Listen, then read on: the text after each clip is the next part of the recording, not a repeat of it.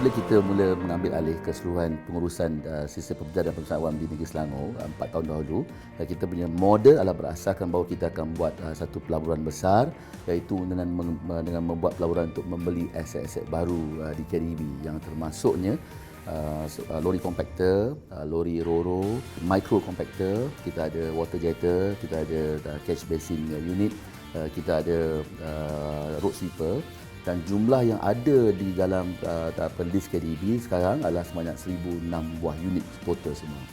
Nah, bila kita buat model kita nak memastikan bahawa semua jentera KDB ni dapat digunakan dengan secara efisien, 100% masuk kawasan, dan kita boleh kita boleh tahu keupayaan lori ini mengikut hari-hari dan sebagainya lah. Dan sebab itu semua 1,006 unit kita punya jentera kita yang ada di seluruh Selangor yang beroperasi 365 hari ini, kita letakkan satu device kita panggil VMS. VMS itu kita panggil Vehicle Monitoring System. Di pejabat kita ni, di Central Command Center ni, iaitu pusat aduan setempat yang di belakang ini, dia menunjukkan bahawa ada terdapat 1,006 unit aset KDB yang pusing kawasan di mana-mana lah. Di Sabak Benam, di Kuala Selangor, di Kuala Langat, di Sepang, Putrajaya, PJ, Shah Alam, even di Hulu Selangor dan sebagainya. Dia akan menunjukkan pergerakan lori-lori KDB di mana-mana sekalipun. Apa yang kita buat, kita monitor pergerakan lori ini. Maknanya kalau kita dah buat satu jadual kerja untuk setiap lori ini untuk diselesaikan mengikut tarikh yang tentu masih sesuai, kita boleh tahu dia boleh selesai tak boleh selesai, dia boleh buat tak boleh buat. Contohnya, katakan hari ini dia perlu ambil di jalan 1, jalan 2, jalan 3 lah. So kita boleh monitor dekat sistem kita bahawa lori ini telah menjalankan tugas dengan baik. Kemudian apa yang berlaku, pusat aduan setempat kita ataupun kita punya panggil CCCC ini, dia akan menerima panggilan telefon, WhatsApp, email, SMS dan juga daripada apps kita untuk semua public rakyat Selangor 1.2 juta taxpayer ataupun 6.3 juta penduduk Selangor untuk dia memberitahu atau membuat aduan bahawa sampah tak dikutip di depan rumah dia, sampah terdapat berlaku sampah di depan kedai, dan kita boleh semak balik dekat sistem kita sama ada lori kita ni dia melalui tak melalui jalan yang telah dikomplain tersebutlah.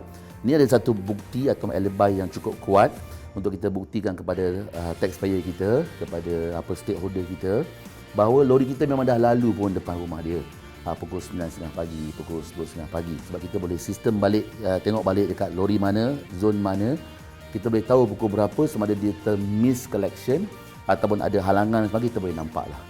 Jadi kita install VMS ni, iaitu Vehicle Monitoring System ni, supaya we are in control.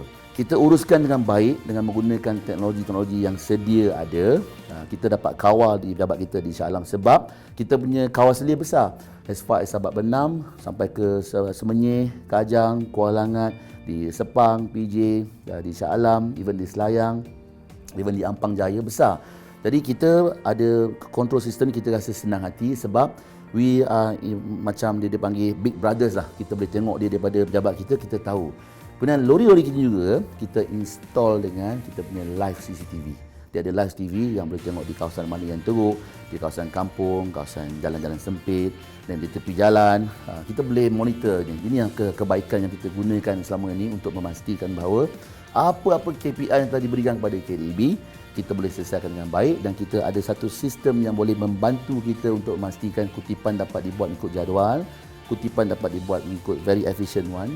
Kita boleh nampak what's the real problem. Daripada sini kita boleh nampak apa yang real problem kita di Selayang, di Ampang dan sebagainya lah. Itulah sistem yang kita ada daripada VMS ni lah.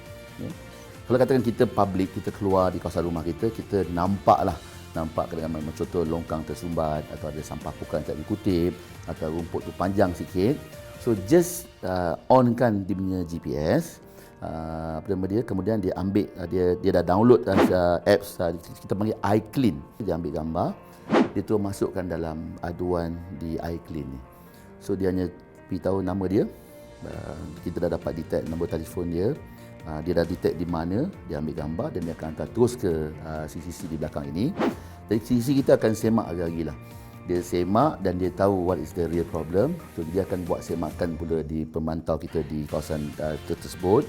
Dan kalau kita dapat aduan ni sebelum pukul 12, kita akan selesaikan dalam hari yang sama.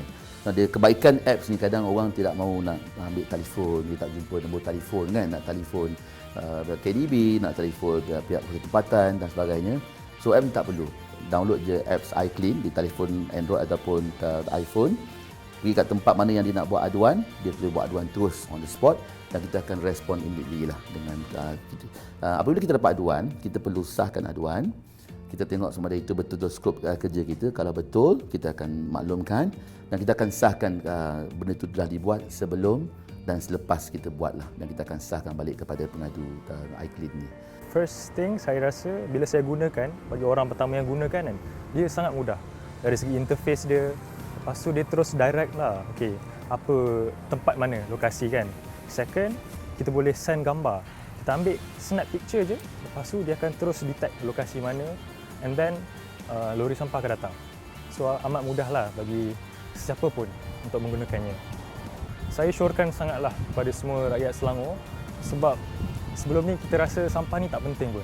Tapi sebenarnya pengurusan sampah ni sangatlah penting. Jadi marilah kita buat kita punya part bagi bersama-sama menangani masalah sampah di seluruh Selangor. Together, we keep Selangor clean.